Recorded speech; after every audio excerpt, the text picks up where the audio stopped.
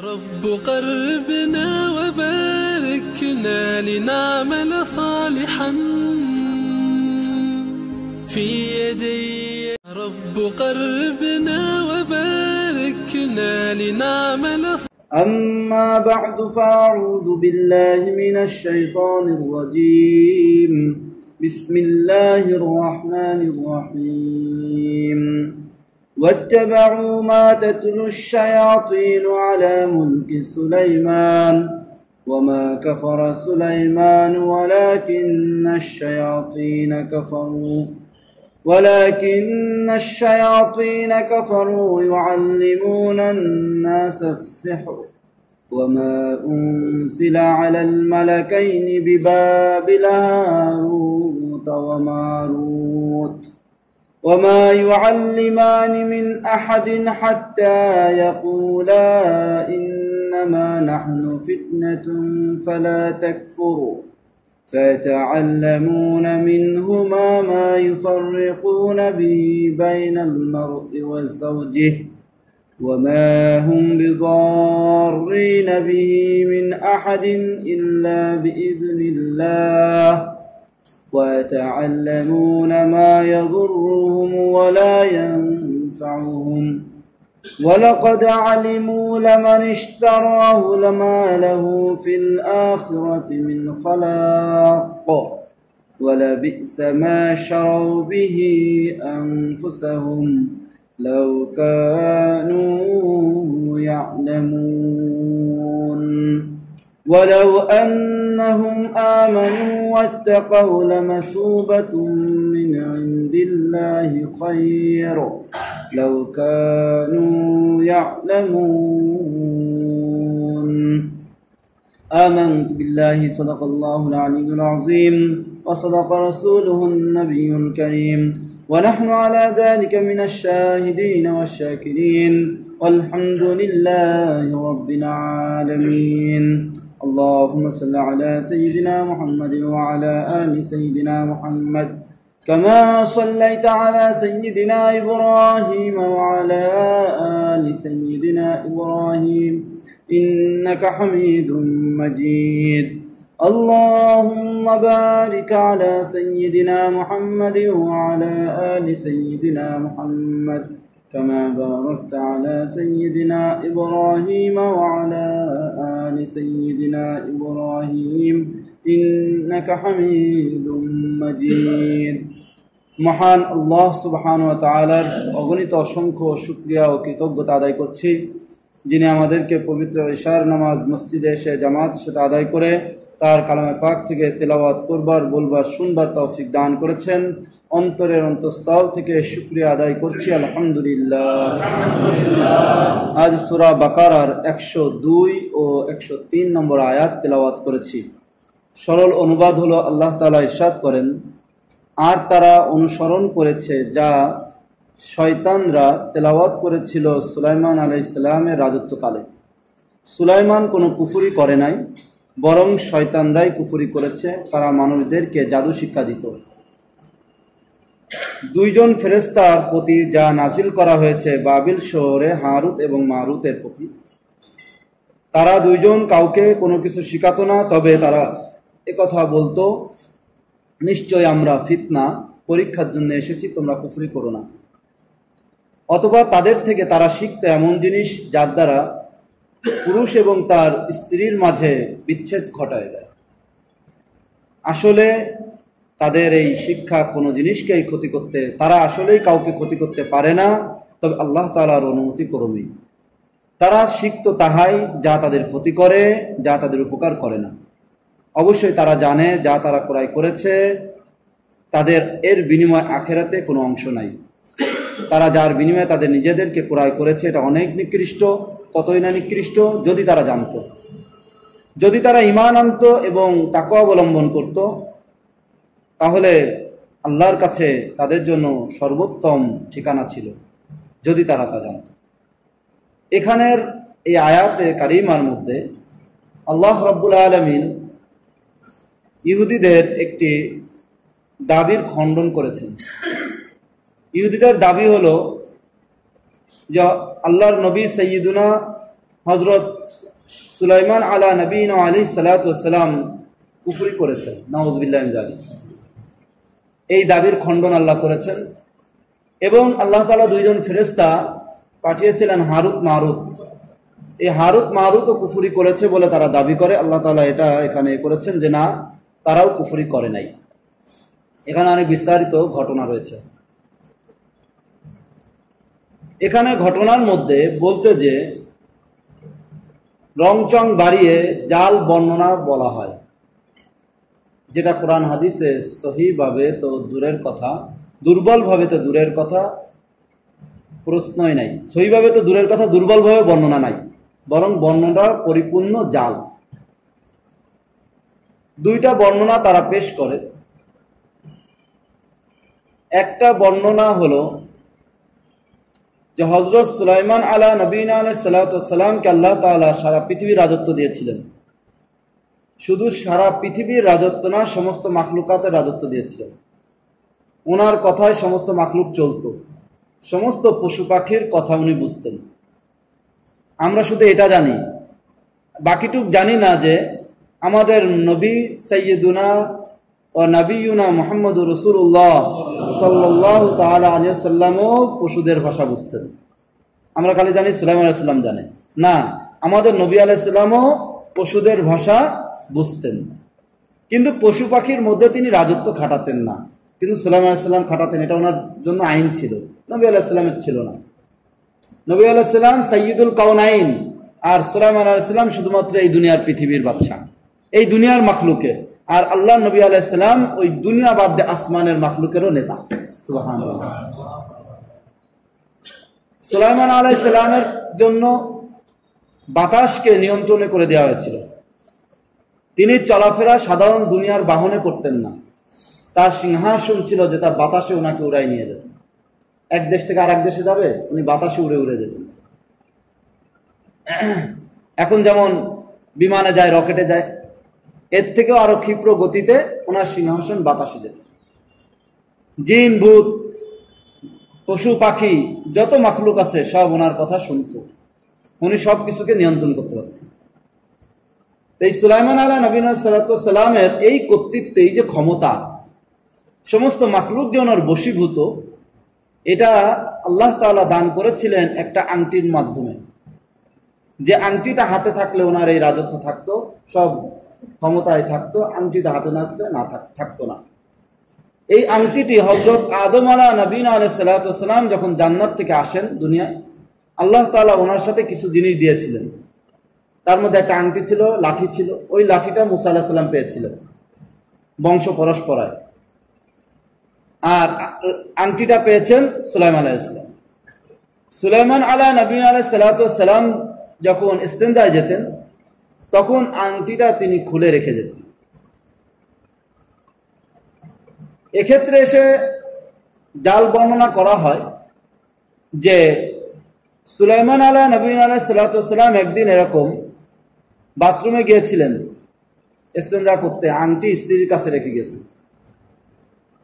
স্ত্রী এই সুযোগ পেয়ে সে এই আংটি পরে রাজত্ব করেছে শয়তানের ধোকায় পড়ে। শয়তান এই ফাঁকে ধোকা দিছে, ধোকা দিয়েও শয়তান 40 বছর রাজত্ব করেছে, 40 দিন রাজত্ব করেছে, আর তার স্ত্রী 40 বছর। এই 40 বছরের মধ্যে সুলাইমান আলাইহিস সালাম এই রাজত্ব মুক্ত ছিলেন। তিনি তার এই রাজত্ব আর ধরতে পারেন নাই। 40 বছর পরে যে ওই শয়তান এই থেকে আংটিটা সমুদ্রে পড়ে যায়, সমুদ্রের এক প্রাণী মুখে করে সে আংটি এসে সুলাইমান আলাইহিস সালামকে দেয়। সুলাইমান আলাইহিস সালাম পরে হাতে দেয়, তারপরে তিনি নাকি আবার রাজত্ব ফিরে পান। এই এক ঘটনা, এটা বলা হয় যে সুলাইমান আলাইহিস সালামের রাজত্ব ছুটে গিয়েছিল আংটি ছুটে দেওয়ায়। এটা সহিভাবে প্রমাণিত নয়।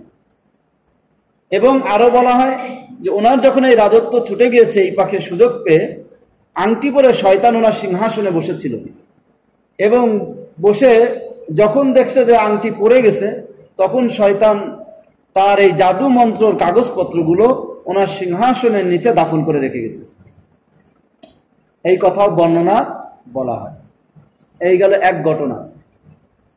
দ্বিতীয় আর এক ঘটনা হলো, যেটাও জাল বর্ণনা, সহিভাবে প্রমাণিত নয়, প্রসিদ্ধ বলা হয় যে আল্লাহর ফেরেশতারা একবার আল্লাহর কাছে আরজি পেশ করলো যে আমরা বলেছিলাম দুনিয়ার মানুষ অন্যায় অপরাধ করবে, আপনি তারপরও সৃষ্টি করেছেন, দুনিয়ার মানুষ এই যে উল্টাপাল্টা করতেছে।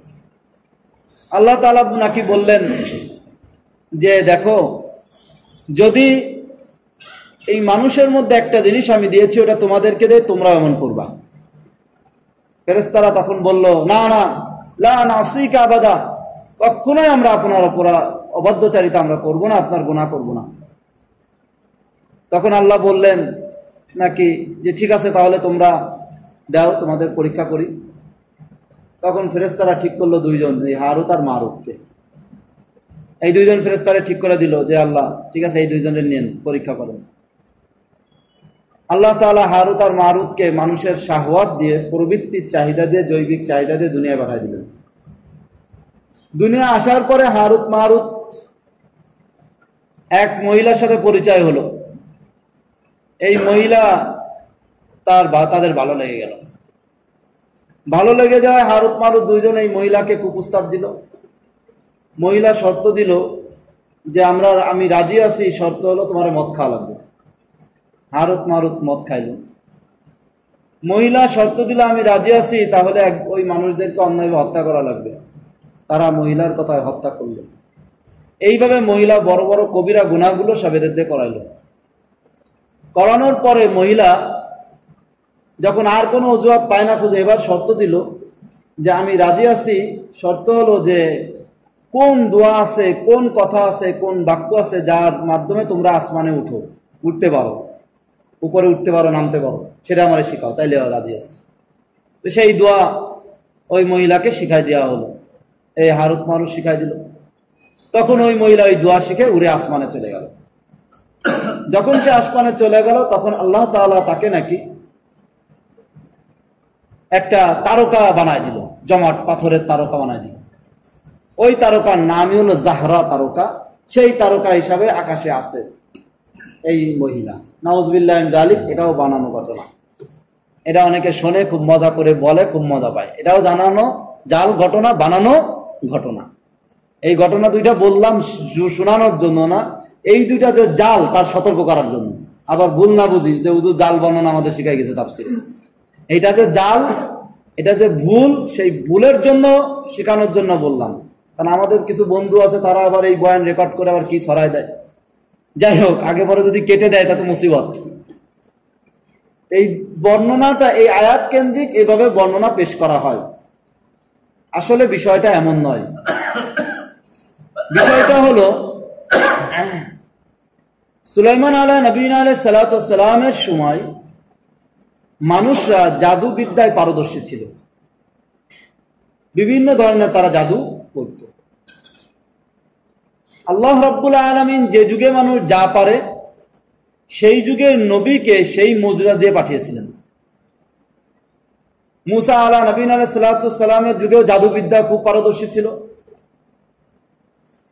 আল্লাহ তাআলা মুসা আলাইহিস সালামকে এরকম মুজরা দিয়েছিলেন কি, যে লাঠি ফেললে সাপ হয়ে যেত, ধরে ফেললে আবার ঠিক হয়ে যেত, বগলের ভিতর থেকে হাত বের করলে সারা দুনিয়া আলোকিত হয়ে যেত। এটা মুসা আলাইহিস সালামকে আল্লাহ তাআলা দান করেছিলেন, যেহেতু ওই যুগের মানুষ এরকম জাদুবিদ্যার দ্বারা দেখাতে পারত। জাদু আবার কয়েক প্রকার সামনে আসতেছে। হযরত ঈসা নবী আলাইহিস সালাতু ওয়াস সালামের সময় মানুষ মেডিকেল সায়েন্সে বিশ্বাসী ছিল, খুব ভালো পারদর্শী ছিল। বিভিন্ন মন্ত্রতন্ত্র পড়ে মানুষকে সুস্থ করে ফেলত। আল্লাহ তাআলা ঈসা আলাইহিস সালামকে দিলেন, মন্ত্র পড়া লাগবে না, কুষ্ঠরোগীর গায়ে হাত দিতেন, কুষ্ঠরোগ ভালো হয়ে যেত। শুধু তাই নয়, কবরের মৃত ব্যক্তিকে তিনি জীবিত করতে পারতেন। বলতেন কুম বিইজনিল্লাহ, আল্লাহর হুকুমে দাঁড়ায় যেত। দাঁড়ায় খোঁজ খবর নিয়ে আবার বলতেন ঘুমায় যাও, ঘুমায় যেত, শুয়ে যেত। এটা কে পারতেন? ঈসা নবী আলাইহিস সালাম। যেহেতু ওই যুগের মানুষ এই পারদর্শী ছিলেন। আমাদের মুহাম্মদ রাসূলুল্লাহ সাল্লাল্লাহু আলাইহি ওয়াসাল্লামকে আল্লাহ তাআলা যে যুগে পাঠিয়েছেন, ওই যুগের মানুষ ভাষা সাহিত্যে পারদর্শী ছিল। আরবরা তাই আল্লাহ তাআলা ওনাকে কোরআন এবং হাদিসের এমন ভাষা দিয়েছেন যে শব্দ অল্প কথা অনেক, শব্দ অল্প কথা অনেক। বানাতে পারে নাই, আরবরা বানাতে পারে নাই। প্রথমে তো মনে করছে এখন ভাষা সাহিত্যের যুগ, মোহাম্মদ মনে হয় নিজে বানাইছে বা কোনো কবির থেকে নকল করতেছে, যেটা আমরা জানি না। এরকম প্রথম প্রথম বলছে অনেক কিছু, কিন্তু তাদের ডাউট ছিল, সন্দেহ ছিল যে মোহাম্মদ তো কোনোদিন মাদ্রাসায় যায় নাই, একাডেমিক লেখাপড়া তো দূরের কথা, সে নিজে লিখতেও জানে না ভালো করে, সে কোনো শব্দ ইত্যাদি জানে না, যে পড়াশোনা করে নাই, কোনো কবির কবিতা পড়ে নাই, সে কেমনে বলে? এটা তো একটু অসম্ভব। তো আল্লাহ তাআলা কি দিলেন? চ্যালেঞ্জ দিলেন, পিছনে গিয়েছে যে পারলে কোরআনের একটা আয়াত বানায় নিয়ে আসো। মোহাম্মদ তো নিজের থেকে বানায়, তোমরা মনে করো। এখন সারা আরবের বড় বড় সাহিত্যিক নিয়ে তাদের দারুন নাদওয়া সংসদ ভবনে বসছে, আয়াত বানাবে। তো শেষমেশ সূরা কাউসার ঠিক করছে যে সবচেয়ে কোরআনের কনিষ্ঠ ছোট সূরা কোনটা? সূরা কাউসার। দেখি এইরকম একটা বানাতে পারি কিনা।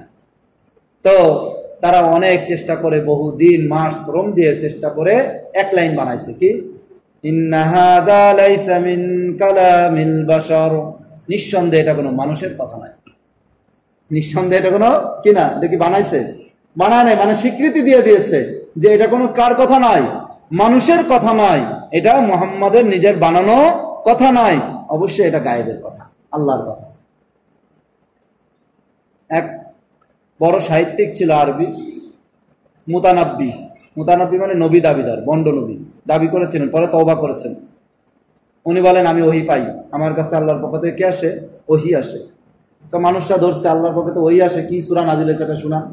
তা বলে আল ফিল ওমাল ফিল ওমা আদরাকা মাল ফিল জামবুহু কালিল কুরতুমুহু তাবিল। হাতি, হাতি কি জিনিস তুমি কি জানো? হাতি কি? লেজটা ছোট আর সুরটা হলো বড়। বুঝা যায় আল্লাহর কাম নেই, এইগুলো পাঠাইবো। কি বলেন? এটা কি ওহী? আল্লাহ হাতি, তাহলে তো হাঁসের সূরা নাজিল করবে, মুরগির সূরা নাজিল করবে, হাতির সূরা বলে আল্লাহ নাজিল করছে।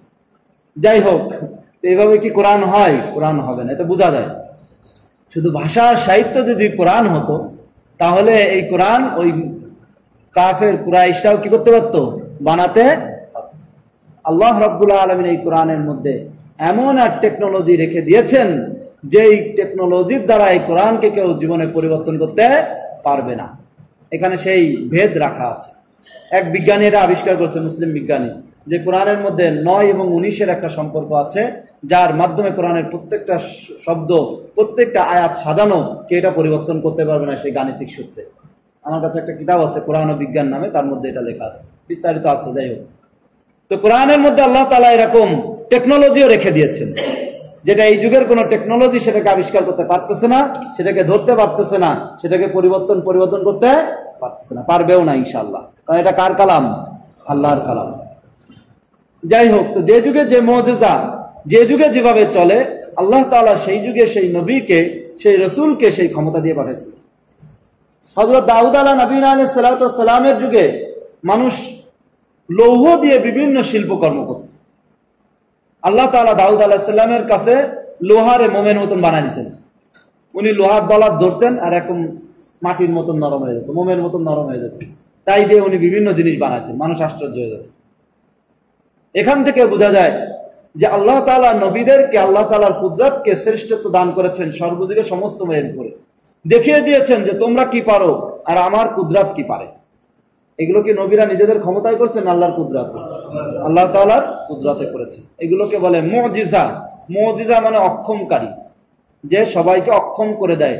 এটা এমন এক অলৌকিক কর্ম পদ্ধতি, এমন এক তরিকা, যা দুনিয়ার সমস্ত কুদরতকে, দুনিয়ার সমস্ত ক্ষমতাকে অক্ষম করে দেয়, কেউ এটার সামনে আসতে পারে না। এর নাম হলো মুজিজা। আর কারামত আলাদা জিনিস।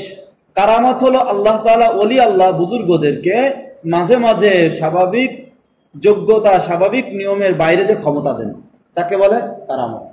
আর একটা হলো ইস্তেদরাজ। আল্লাহ তাআলা কাফির মুশরিককেও অস্বাভাবিক কিছু দেন, ওটাকে বলে ইস্তেদরাজ। একটা হলো মুজিজা, একটা হলো কারামত, আর একটা হলো ইস্তেদরাজ। মুজিজা এটা শুধুমাত্র নবী রাসূলকে দান করেন, অন্য কাউকে দেন না, কোনো ওলি আল্লাহরেও দেন না। অনেকে যে কোনো কথায় কথায় বলে এটা একটা মুজিজা, না, এই কথা বলা সহি না। মুজিজা এটা বললে ঈমান থাকবে না। আল্লাহ তাআলা নবী রাসূল ছাড়া আর কাউকে কি দেন না? মুজিজা দেন না। আর নবী আউলিয়াদেরকে সাহাবায়ে কেরামকে কি দেন? কারামত দেন। যেমন শামসুল হক ফরিদপুরি রহমতুল্লাহ আলাইহি সদর সাহেব নাই প্রসিদ্ধ, আল্লাহ তাআলা মুজিজা নাউযুবিল্লাহ কারামত ওনাকে দিয়েছিলেন যে উনি অল্প সময়ে রাস্তা পার হতে পারতেন।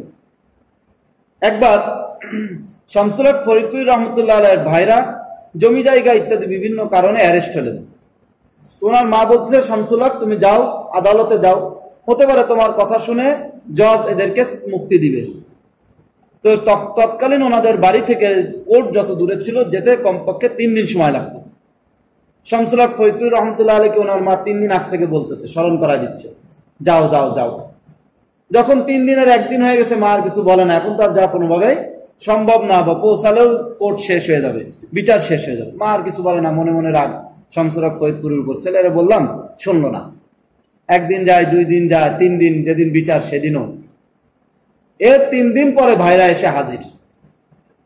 মা কি খুশি, শামসুল হককে বললাম যা লাগবে, দেখ যা লাগবে না আল্লাহ তোদের নিয়ে আসছে। শামসুল হকই তো আমাদের সারাই নিয়ে আসলো। হ্যাঁ, শামসুল হক সারাই নিয়ে আসলো। শামসুল হক ফরিদপুরের মধ্যে ওই দিনও বাড়ি, মানে আল্লাহ তাআলা ওনার জন্য এই কারামত দান করেছে। তৈয়ুল আর জমিনকে পেঁচিয়ে দিতেন, উনি ঘর থেকে বের হতেন আর অল্প সময় পৌঁছায় যেতেন। সুবহানাল্লাহ, এই ক্ষমতা ওনাকে দিয়েছে। ইমাম সুয়ুতি রহমতুল্লাহ আলাইহি 1000-এর উপর কিতাব লিখেছেন।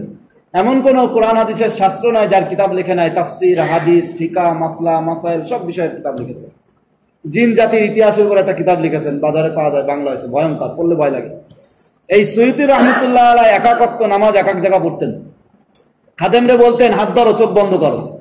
হাত ধরতো, চোখ বন্ধ করতো, বললো চোখ খোলো, দেখতো যে কাবা শরীফ সামনে। ওনার বাড়ি ছিল মিশর, 1000 মাইল দূরে। এইভাবে উনি এক একশো একাত্ত নামাজ পড়তেন। ইমাম সুয়ুতি তো সেই 1000 সালের লোক, 400-450 বছর আগের লোক, বেশি দিন না। শামসুল হক ফরিদপুর রহমতুল্লাহ কয় বছর? 40-50 হবে না, এই মাত্র 20-30-40 বছর আগের লোক। আমাদের বাংলাদেশের পটিয়া মাদ্রাসা নাম শুনেছেন, এখানের একজন প্রিন্সিপাল ছিলেন, মোহতামিম ছিলেন হাজী ইউনুস রহমতুল্লাহ আলাইহি। এই হাজী ইউনুস রহমতুল্লাহ আলাইহি কেউ আল্লাহ তাআলা এরকম বিভিন্ন কারামত দান করেছিলেন। একদিন উনি মিনাতে বসে কোরআনে কারীম তেলাওয়াত করতেছেন। এক যুবক লক্ষ্য করতেছে, তেলাওয়াত করতে করতে হঠাৎ দেখেন যে এক বুড়া মানুষ এসে ওনার পাশে শুয়ে গেল। উনি কোরআন বন্ধ করে একদিক তাকায় আছে। 20 মিনিট ওই মুরব্বী লোকটা আরাম করে ঘুমিয়ে উঠে চলে গেলেন। এরপর উনি আবার কোরআন পড়া শুরু করলেন। যুবকটি ফলো করছে। যখন ওই লোকটি চলে গেছে, যুবক এসে ধরছে, হুজুর এই লোক কে ছিল আর আপনি কোরআন বন্ধ করে কি দেখতেছিলেন? বলতে হবে, মানে না বলা যাবে না। না হুজুর বলা লাগলো, নাসর বান্দা, যুবকদের অনেক দাবি ছাড়া যায় না। এখন হুজুর বলছে, আচ্ছা বলতে পারি, শর্ত হলো আমার জীবদ্দশায় বলতে পারবো না। বলে ঠিক আছে হুজুর, আপনার জীবদ্দশায় বলবো না। বলে এই লোকটা এই মক্কা নগরীর কুতুব, মক্কা নগরীর কুতুব। কুতুব বলা এমন ব্যক্তিদের যারা 1 সেকেন্ডের জন্য আল্লাহর জিকির থেকে গাফেল হয় না। সুবহানাল্লাহ, আল্লাহর এরকম বান্দারা আছেন। এরকম কুতুব এমনি দীর্ঘ 40 বছর পর পর মাত্র 20 মিনিটের জন্য আল্লাহর জিকির বন্ধ করে বিশ্রাম নেয়। সেই 20 মিনিটের দায়িত্ব আমার কাছে দিয়েছিল কুতুবের, এই মক্কার। আর এই সময় সে বিশ্রাম নিয়েছে। তখন আমি এই একদিকে যে তাকায় রয়েছি, কারণ আমি দেখতেছিলাম গাছে কি জিকির করে, কিভাবে সেজদা করে, মাছে কি জিকির করে, কি সেজদা করে, সব আমি দেখতেছিলাম। সুবহানাল্লাহ। হাজী ইউনুস রহমতুল্লাহ আলাইহির আরো কারামত। একবার উনি আমাদের খুলনা গিয়েছেন মাদ্রাসার কাজে। যখন আসবেন ফিরে, তৎকালীন যুগে স্টিমার ছিল। স্টিমার সুন্দরবনের একটা স্টেশন ছিল, সেখানে থেমেছে। ওনার মনে চাইছে আল্লাহর একটা নিয়ামত সুন্দরবন, কবে আসবো আর আসতে পারবো, একটু দেখে যাই। স্টিমারের লোকরা বলে, হুজুর এই সুন্দরবন বিশাল বড়, গহীন রাস্তা, অনেক গোপন জায়গা, বাঘটা গাছে, আপনি যে আসতে পারবেন না, যাওয়ার দরকার নাই। হুজুর বলে, না আল্লাহর নিয়ামত, আমি যাবো দেখতে। কয় যান, আসতে কিন্তু পারবেন না। বলে আচ্ছা ঠিক আছে, তোমরা 3টা হুইসেল দিবা, যদি 3 হুইসেলের মধ্যে আমি আসি আমাকে নিবা, যদি 3 হুইসেলের মধ্যে আসতে না পারি নিবানো চলে যাওয়া। হাজী ইউনুস রহমতুল্লাহ আলাইহি বনের মধ্যে যে রাস্তা হারাই ফেলছে, এখন আসবেন কিভাবে? এদিকে হুইসেল শুরু হয়েছে, স্টিমার হুইসেল অনেক লম্বা হয়। তখন এক বাঘ এসে ওনাকে রাস্তা দেখায়, এই স্টিমার পর্যন্ত পৌঁছায় দিচ্ছে। এদিকে তো মানুষ শেষ ভয়তে, বাঘ আসতেছে, হুলস্থুল শুরু হয়ে গেছে। নাবিকদের বলে তাড়াতাড়ি ছাড়ো, বাঘ আসতেছে। কিন্তু দেখে যে বাঘ ওনাকে পৌঁছায় দিয়ে আবার পিছন ফিরে চলে যাচ্ছে। সুবহানাল্লাহ। हर के तरसद अज़ हक़ो तक़वा बुज़ीद तरसद जुआई जिन्नो इंसो हर के दीद। শেখ সাদী রাহমাতুল্লাহ আলাইহি বসে তা কিতাবের মধ্যে বলেন, যে ব্যক্তি তাকওয়ার গুণ অর্জন করবে, আল্লাহর ভয়ের গুণ অর্জন করবে, তাকে সমস্ত মাখলুক যে দেখবে সেই ভয় করবে। সুবহানাল্লাহ। শেখ সাদী রাহমাতুল্লাহ আলাইহি কথা বলে ঘটনা উল্লেখ করেছেন, এক বুজুর্গ, খুব আল্লাহওয়ালা বুজুর্গ, কিন্তু বউ হলো বুজুর্গ মানে না। ওই যে গ্রামে বলে পীর চেনে না মাই, পীর চেনে না গাই, পীর চেনে না ঘরের জন নাই। তিন জিনিসে কি চেনে না? পীর চেনে না। মার কাছে আবার পীর আছে নাকি? ল্যাংটা কাল থেকে তো মা, মা হয়তো সব, মা হলো পীরের বা, তাহলে বুঝো না কত মান। আর হলো গাই, গ্রামের লোক পীর মানে না, ল্যাংটা কালতে দেখছি তুমি আর পীর হইছো, কবে তো তুমি পীর হইলে। আর হলো ঘরের জন নাই, বউ তো পীর মানবেই না। এক বুজুর্গ নাকি আকাশে উঠতে পারে। একদিন তার বউ বলছে, শুনলাম আকাশে নাকি কোন বুজুর্গ ওড়ে, তাই আমি তো সেই লোক। হ্যাঁ তুমি পারলে দেখাও তো। আচ্ছা ঠিক আছে। তো যায় নামাজ বিছায় আকাশে উঠছে, এখন আসছে, বলে দেখছে কিছু? হ্যাঁ, ওই জন্য তো একটু বাঁকা ছিল, ওই জন্য কি ছিল, ওরাটা বাঁকা ছিল। যাই হোক, আল্লাহ। তো হাজী ইউনুস রহমতুল্লাহ আলাই, ওই এক বুজুর্গ, সেরকম খুব আল্লাহওয়ালা বুজুর্গ, বউ তাকে মানে না, বউ তাকে মানে না, খুব দুর্ব্যবহার করে, জারুনে পিটায়, এরকম বউ। তো সেই বুজুর্গ সহ্য করতো, তাও সেই বউকে তালাক দেয় নাই। এই যে তাকওয়া অবলম্বন করেছে, একটা আল্লাহ তাআলার কঠিন একটা পরীক্ষা সে সবর করেছে, এই তাকওয়া সবরের কারণে আল্লাহ তাআলা এমন তৌফিক দান করেছে যে ওনার তখন পেশা ছিল বন থেকে কাঠ কিনে এনে বিক্রি করা, তো খুব কষ্ট হয়ে যেত। আর বউ দেরি হলে, টাকা নিয়ে আসতে দেরি হলে পিটাইতো, বকতো, রাগ করতো, দরজা খুলতো না। আল্লাহ তাআলা ওনার সহজের জন্য ব্যবস্থা করেছে, বাঘত ওনার বাহন, সাহাবত লাঠি। বাঘত বাহন, সাহাবত কি লাঠি। কে করছেন এটা? অথচ বাঘ আর সাপ আমরা সবচেয়ে ভয় পাই নাই, দুইটা মাখলুককে। এরকম হালুম খালুম মালুম। বাঘ তো হয়েছে, বাঘের এমনি ছবি দেখলেও ভয় লাগে, সাপের ছবি দেখলেও কি লাগে? ভয় লাগে। আর সেই সাপও লাঠি, আর বাঘও তো কি বাহন। এগুলো হলো আউলিয়া কিরামের কারাম। স্ত্রীর কষ্ট সহ্য করায় আল্লাহ তাআলা দুনিয়া আখিরাতে তাকে মর্যাদা দান করেন। দুনিয়া অকল্পনীয় মর্যাদা দান করেন, যে সে চিন্তাও করতে পারে না তার মর্যাদা এত বাড়তে থাকবে, তার যোগ্যতার বাইরে, তৌফিকের বাইরে, তার চেষ্টার বাইরে, যদি কেউ স্ত্রীর দুর্ব্যবহারের কি করে? সহ্য করে। এর বহু ঘটনা মুফতি শফি রহমতুল্লাহ এরকম বড় বড় কিতাবে লিখেছেন আলাদা এর উপরে। মুফতি শফি রহমতুল্লাহ একটা ঘটনা লিখেছেন যে দারুল উলুম দেওবন্দের প্রথম যে উস্তাদ মোল্লা মাহমুদ রহমতুল্লাহ আলাইহি, দারুল উলুম দেওবন্দ যখন ডালিম গাছতলায় প্রতিষ্ঠিত হয়, একজন শিক্ষক, একজন ছাত্র। শিক্ষকের নাম মোল্লা মাহমুদ, ছাত্রদের নাম মাহমুদ হাসান, দুইজনের নামই মাহমুদ, আল্লাহ মিলাই দিছে। তো এই মোল্লা মাহমুদ রহমতুল্লাহ আলাইহি ইন্তেকালের পরে এক বুজুর্গের সাথে কাশফের মাধ্যমে কথা হচ্ছে। বুজুর্গ জিজ্ঞাসা করছে, হুজুর, আল্লাহ তাআলা আপনার সাথে কি মুআমালা করেছেন, কি ফয়সালা করেছেন? মোল্লা মাহমুদ রহমতুল্লাহ বলছেন যে আলহামদুলিল্লাহ, আল্লাহ তাআলা আমাকে মাফ করে দিয়েছে। তখন এই বুজুর্গ তাকে বলছেন, হুজুর, নিশ্চয় এ কারণে যে আপনি দারুল উলুম দেওবন্দের প্রথম উস্তাদ, আপনার থেকে ছাত্র হয়েছে, ছাত্র থেকে ছাত্র হয়েছে, ছাত্র থেকে ছাত্র হয়েছে, এভাবে সারা পৃথিবীতে দারুল উলুম দেওবন্দ ছড়াই গেছে, এই সাদাকায়ে জারিয়া সওয়াবে আল্লাহ মাফ করছেন। মোল্লা মাহমুদ রহমতুল্লাহ বলেন, এটার সাথে আরো একটা কারণ আছে। এখন বুজুর্গ ধরুন আসর বান্দা, হুজুর কি কারণ বলতে হবে? বলে, একদিন অনেক ক্লান্ত ক্ষুধার্ত অবস্থায় বাসায় এসেছি, এসে দেখি বাসায় যে তরকারি ভাত রান্না করছে লবণে ভরা, খাওয়া যায় না। খুব রাগ উঠছিল, বকা দিব, কিন্তু আল্লাহর দিক তাকায় বকা দেই নাই। ওই আমলটার কারণে আল্লাহ তাআলা আমাকে কবরে মাফ করে দিয়েছেন। এরকম এক দুই ঘটনা, বহু ঘটনা আছে। দারুল দেওবন্দের এই বছর খানিক হয়েছে মারা গেছে, বুখারী শরীফ পড়াতেন শাইখুল হাদিস আব্দুল হক আজমি রহমতুল্লাহ আলাইহি। এই শাইখুল হাদিস আব্দুল হক আজমি রহমতুল্লাহ মুস্তাজাবুদ দাওয়া হিসেবে প্রসিদ্ধ।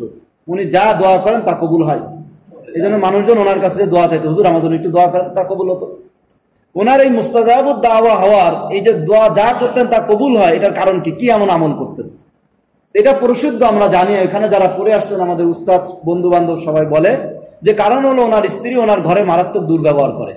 স্ত্রীর ওই দুর্ব্যবহার সহ্য করে, তাকে তালাক দেয় না, বাদ দেয় না, তাও স্ত্রী হিসাবে রাখে। এই নিয়ামতে আল্লাহ তাআলা ওনাকে মুস্তাজাবুদ দাওয়া বানাইছেন। উনি যা দোয়া করেন তা কবুল হয়, যা ফু দেন তা কাজে লাগে। এটা একটা বড় আমল।